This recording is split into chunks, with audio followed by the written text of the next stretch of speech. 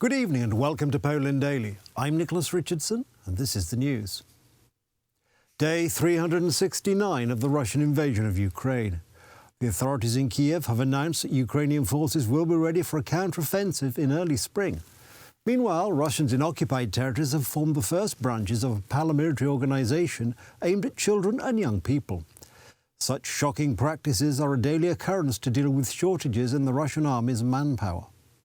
Russian forces are continuing their assault on Bakhmut. The aggressors' main objective on this section of the front is to cut off the supply lines leading from Konstantinovka. In recent weeks, the Russian infantry has stepped up operational activities. This past weekend, Ukrainian forces carried out a counterattack that made it possible to temporarily push back the Russians. Basically, the Ukrainians really only have this middle road left. The other two are either cut or under constant fire from the Russian side. The situation for the Ukrainian side in Bakhmut is very difficult. The situation is worse by far to the north of the city, although the Ukrainians also have to withdraw gradually in the eastern part. Over the past 24 hours near the front line, the Russians have carried out 5 airstrikes and 13 missile strikes. The missiles hit residential areas in 25 localities. Meanwhile, Russian drones struck Khmelnytsky, among other places. Tonight, the explosions broke out. It turned out to be a Shahid drone attack. Unfortunately, members of the rescue team were injured here. For this city, it was the worst night of the year. Moldovan President Mir Sandu announced that Russia will stage a coup in Chisinau. NATO Deputy Secretary General Mircea Geoana said that the occupation of Moldova is not possible because Russia has not achieved any military successes in the Odessa area from which a possible attack would be possible. Moreover, any potential aggression will be preceded by cyber attacks. In 2006, the Kremlin tried to use its entire arsenal of hybrid warfare in Montenegro. Now it could do the same in Moldova. Moldova's army numbers 4,000 soldiers. Experts say that in the event of a Russian attack, Chisinau would not be able to defend itself.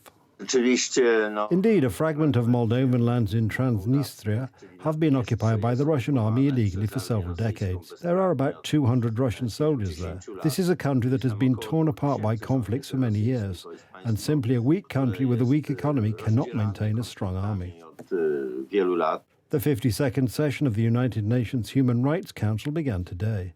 The priority of the session is the extension of the mandate for the investigative body set up to look into crimes in Ukraine. Of the Ukraine has triggered the most massive violations of human rights we are living today. It has unleashed widespread death, destruction and displacement. Attacks on civilians and civilian infrastructure have caused many casualties and terrible suffering. The European Commission has announced the launch of a joint initiative between the European Commission and Poland regarding Ukrainian children abducted to Russia. Details are expected to be announced in the coming days. Addressing the issue is one of Poland's conditions for accepting the 10th package of sanctions against Russia. Polish and Croatian defence ministers Mariusz Błaszczak and Mario Banosic visited Croatian soldiers stationed in Poland as part of NATO's enhanced forward presence at a training ground in Bomowo-Piskie in northeastern Poland. As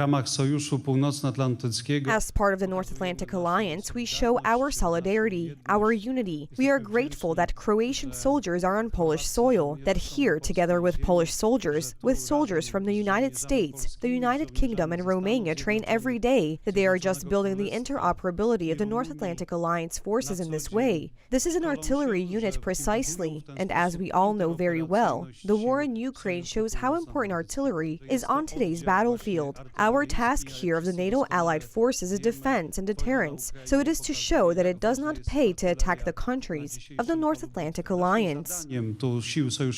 I would like to sincerely congratulate my colleague Mariusz and Poland for what an important role they have taken on at such a crucial moment to ensure security on NATO's eastern flank. We must show the world that the NATO alliance is stronger than ever. I wish us good cooperation within the alliance, so that we can deal with the current challenges that arise all the time, and I hope that we will be able to obtain further resources for activities, such as those carried out here. With this kind of flexibility and this kind of strength from NATO, I hope that the war in Ukraine will end quickly. Earlier today, British Prime Minister Rishi Sunak struck a new deal with the European Union on post-Brexit trade rules for Northern Ireland and said it would pave the way for a new chapter in the UK's relationship with the EU.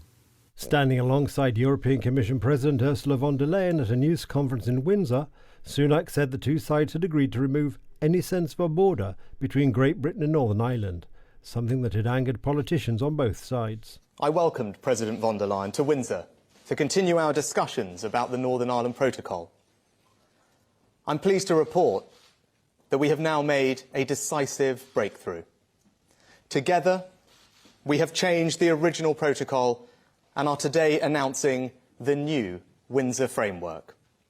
Today's agreement delivers smooth-flowing trade within the whole United Kingdom, protects Northern Ireland's place in our union, and safeguards sovereignty for the people of Northern Ireland. The agreement marks a high-risk strategy for Sunak just 4 months after he took office. He is looking to secure improved relations with Brussels and the United States without angering the wing of his party most wedded to Brexit.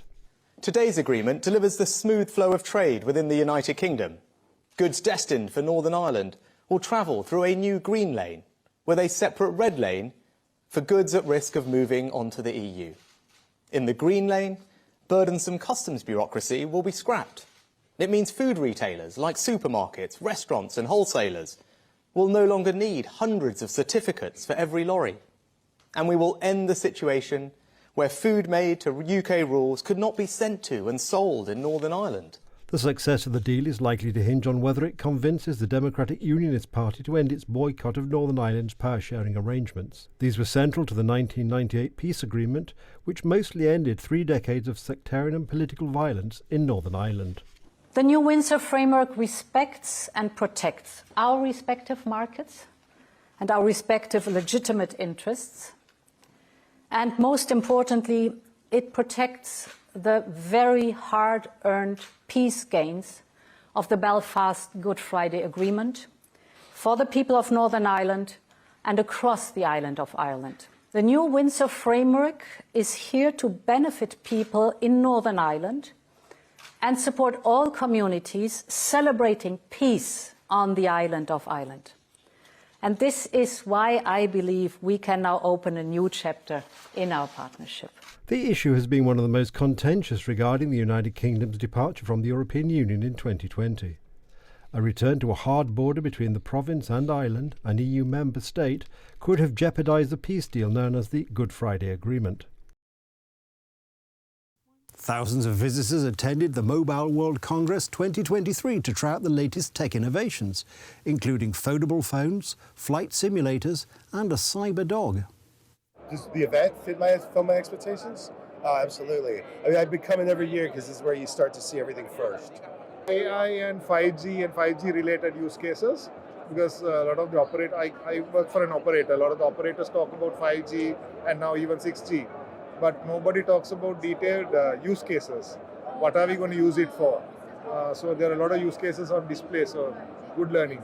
China's tech giant Huawei presented an app and gadgets to improve golf skills, offering measurements, strength and speed of each ball hit by users, while SK Telecom showed the UAM flight simulator in a realistic city landscape as a solution for city transport. At the Xiaomi stand, visitors watched the latest prototype of the security CyberDog. This robot can follow instructions, recognize its owner, and even automatically follow the owner's movement through a phone app. Xiaomi also presented Cyber One, the first ever humanistic robot with arms and legs. American company Lucid Motors brought its newest model of luxury electric car, and visitors were also seen enjoying immersive experiences with Google Glasses. More than 80,000 people, including tech executives, innovators and regulators, are expected to attend the event, where new product launches will also take the spotlight. The MWC will also see new product launches from companies including HMD Global, Honor, Huawei, Realme and Xiaomi. Other hot topics include the 5G adoption rate, which has disappointed some executives, and the potential use of generative AI systems such as OpenAI's ChatGPT. That's the news. Thank you for watching. Stay with us for the weather, Poland Daily Business and more programmes. But from me, it's have a good night and a better tomorrow.